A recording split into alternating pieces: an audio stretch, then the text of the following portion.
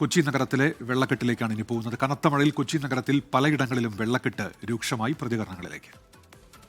ഞങ്ങൾ അരിപ്പാട് എങ്ങനെ ആൾക്കാർ ഇറങ്ങി വരും? കാര്യം നടുവൊന്നും വയ്യാത്തൊരു എത്ര നേരം കൊണ്ട് നിൽക്കുവാ ഇവിടെ? എത്ര നേരം കൊണ്ട് നിൽക്കുവാ? എന്തോ പറയാനാ, കഷ്ടം പിടിച്ച് ഇടപാടായിപ്പോയി. എറണാകുളം, ഇടുക്കി, മലപ്പുറം, കോഴിക്കോട്, കണ്ണൂർ, കാസർഗോഡ് ജില്ലകളിൽ ഇന്ന് ഓറഞ്ച് അലർട്ടാണ്. 8 ജില്ലകളിൽ യെല്ലോ മുന്നറിയിപ്പ് നൽകിയിട്ടുണ്ട്. രാഹുൽ വിജയൻ ഇടുക്കിയിൽ നിന്നും, അലക്സ് റാം മുഹമ്മദ് തിരുവനന്തപുരത്ത് നിന്നും ചേരുന്നുണ്ട്. ആദ്യം രാഹുൽ വിജയനിലേക്കാണ്. രാഹുൽ, ഈ മുല്ലപ്പെരിയാറിന്റെ സ്പിൽവേ ഷട്ടറുകൾ കൂടുതൽ ഉയർത്തിയതോടെയാണല്ലോ ഈ വീടുകളിൽ അവിടെ വെള്ളം കയറി തുടങ്ങിയത്. നിലവിലെ സ്ഥിതി എന്താണ്? ഇടുക്കിയിൽ പൊതുവിൽ മഴയ്ക്ക് ശമനമുണ്ടോ രാഹുൽ?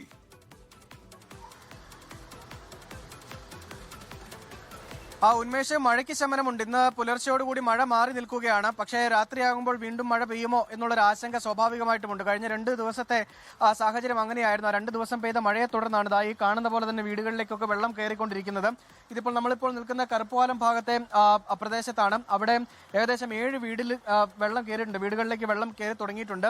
1.5 മീറ്റർ ഉയരത്തിൽ 13 സ്പിൽവേ ഷട്ടറുകളാണ് മുല്ലപ്പെരിയാറിന്റെ തുറന്നിരിക്കുന്നത്. അതിന് കൂടുതൽ ഉയർത്താനുള്ളൊരു സാധ്യതയുണ്ട്. അങ്ങനെയെങ്കിൽ ഇവരുടെ വീടുകളിലേക്ക് കൂടുതൽ വെള്ളം കയറാനുള്ളൊരു സാഹചര്യമുണ്ട് എന്നുള്ളതാണ് കൂടുതൽ ആശങ്കപ്പെടുന്നത്. നമ്മൾ ഈ പ്രദേശത്ത് വരുമ്പോൾ ആളുകളുടെയൊക്കെ ഒരു അവസ്ഥ വളരെ ബുദ്ധിമുട്ടാണ്. കാരണം ഈ എല്ലാ വർഷവും, കഴിഞ്ഞ വർഷമില്ലായിരുന്നു, കഴിഞ്ഞ മുമ്പത്തെ വർഷമില്ലായിരുന്നു, പക്ഷേ 2018 ശേഷം ഒരു ഇടവേളയ്ക്ക് മാത്രം ഓരോ വർഷത്തെ ഇടവേളയിൽ പലപ്പോഴും ഇങ്ങനെ ഡാം തുറക്കുന്നു. അതുപോലെ തന്നെ വീടുകളിലേക്ക് വെള്ളം കയറുന്ന വീട്ടിലുള്ള സാധനങ്ങളെല്ലാം എടുത്തു മാറ്റി പിന്നെ ആ വീടുകളിലേക്ക് ആ ക്ലീനിങ് ഒക്കെ നടത്തിയതിനു ശേഷം തിരിച്ചു വരിക എന്ന് പറയുന്ന വലിയ ബുദ്ധിമുട്ടുണ്ടാക്കുന്ന കാര്യമാണ്.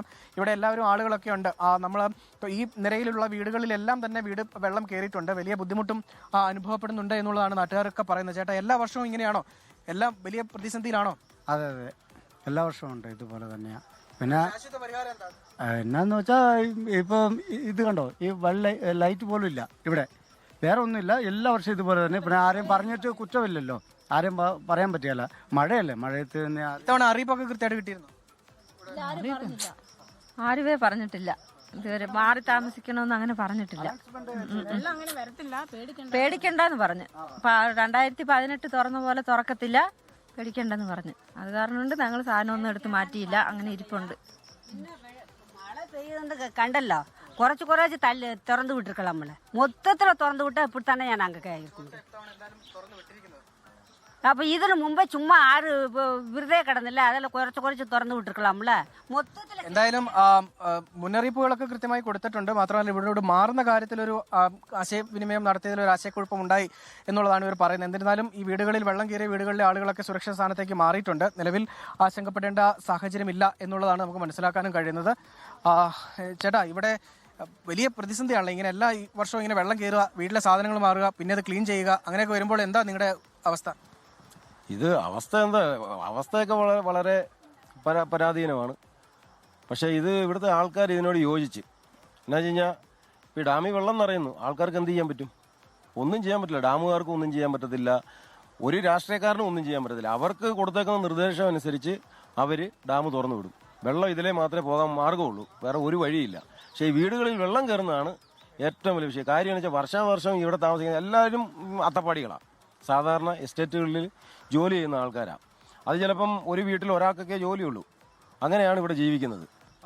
എന്നിരുന്നാലും മുല്ലപ്പെരിയാർ അണക്കെട്ടിലെ ജലനിരപ്പ് ക്രമീകരിക്കാൻ ഇതിനോടകം കഴിഞ്ഞിട്ടില്ല എന്നുള്ളതാണ് മറ്റൊരു പ്രധാനപ്പെട്ട വസ്തുത. 137.70 അടിയാണ് റൂൾ കർവ് പരിധി എന്ന് പറയുന്നത്. നിലവിൽ 139.50 അടിയിലേക്ക് ജലനിരപ്പ് എത്തുകയും ചെയ്തിട്ടുണ്ട്. ഡാമിലേക്കുള്ള ഒരു നീരൊഴുക്ക് എന്ന് പറയുന്നത് സെക്കൻഡിൽ 17,000 ഘനയടിയാണ്. ആ ഘനയടി വെള്ളം ഒഴുകി എത്തുന്നുണ്ട്. അതുപോലെ തന്നെ പുറത്തേക്ക് ഒഴുക്കുന്ന 10,000 ഘനയടിയോളം മാത്രമാണ്. അത് ക്രമീകരിക്കാൻ കഴിയുമെന്ന് ഈ ഘട്ടത്തിൽ അവർ ഉറപ്പ് നൽകുന്നില്ല. ക്രമീകരിക്കാൻ വേണ്ടി കൂടുതൽ വെള്ളം പുറത്തേക്ക് ഒഴുക്കിയേക്കാമെന്നുള്ളൊരു മുന്നറിയിപ്പ് പക്ഷേ ജില്ലാ ഭരണകൂടത്തിന് തമിഴ്നാട് സർക്കാർ കൊടുത്തിട്ടുണ്ട് എന്നുള്ളതാണ് അറിയാനും കഴിഞ്ഞിരിക്കുന്നത്. നിലവിൽ ഇതാണ് അവസ്ഥ. പൂർണ്ണമായിട്ടും വീടുകളിലേക്കൊക്കെ വെള്ളം കയറിയിട്ടുണ്ട്. അകത്തെ സാധനങ്ങളൊക്കെ പൂർണ്ണമായി നശിച്ചു പോകുമെന്നുള്ള ഭയത്തിലാണ് ഈ വീട്ടുകാരൊക്കെ, ഇവിടെ താമസിച്ചുകൊണ്ടിരുന്ന ആളുകളൊക്കെ ഇവിടെ ഒന്ന് മാറിയിരിക്കുന്നത്. എന്തായാലും നിലവിൽ ഇവിടെ ഈ വീടുകളിലൊന്നും താമസക്കാരില്ല. അവരൊക്കെ മാറി സുരക്ഷിത സ്ഥലത്തേക്കൊക്കെ മാറിയിരിക്കുകയാണ്. ഈ ദൃശ്യങ്ങളിൽ കാണുന്ന പോലെ തന്നെ വീടിൻ്റെ വാതിലൊക്കെ കെട്ടി അടച്ചു വെച്ചിരിക്കുന്നു. അതുപോലെ തന്നെ അകത്തെ സാധനങ്ങളൊക്കെ, തുണികളൊക്കെ ആണെങ്കിൽ ആ ബെർത്ത് ഉണ്ടെങ്കിൽ അതിൻ്റെ മുകളിൽ കയറ്റി വെച്ചിരിക്കുന്നു, അല്ലെങ്കിൽ കട്ടിലൊക്കെ അതിന് ഉയർത്തി വെച്ചതിന് ശേഷം അതിൻ്റെ മുകളിലേക്ക് കയറ്റി വെച്ചിരിക്കുന്നു. അങ്ങനെയാണ് നിലവിൽ ഇപ്പോൾ ഇവിടുത്തെ ആളുകളുടെ താമസവും രീതിയും ഒക്കെ. എന്തായാലും ഈ മഴ ശക്തമായി ഇനിയും പെയ്തു കഴിഞ്ഞാൽ വലിയ ബുദ്ധിമുട്ടുണ്ടാകും എന്നുള്ളതാണ് നാട്ടുകാർ പറയുന്നത്. ശരി രാഹുൽ, മുല്ലപ്പെരിയാർ ഡാമിന്റെ സ്പിൽവേ ഷട്ടറുകൾ കൂടുതൽ ഉയർത്തിയതിനെ തുടർന്നാണ് ഇപ്പോൾ ഈ വീടുകളിലേക്കൊക്കെ പെരിയാറിന്റെ തീരത്ത് ജലനിരപ്പ് ഉയർന്നതും വീടുകളിലൊക്കെ ഇപ്പോൾ വെള്ളം കയറിയിരിക്കുന്നതും.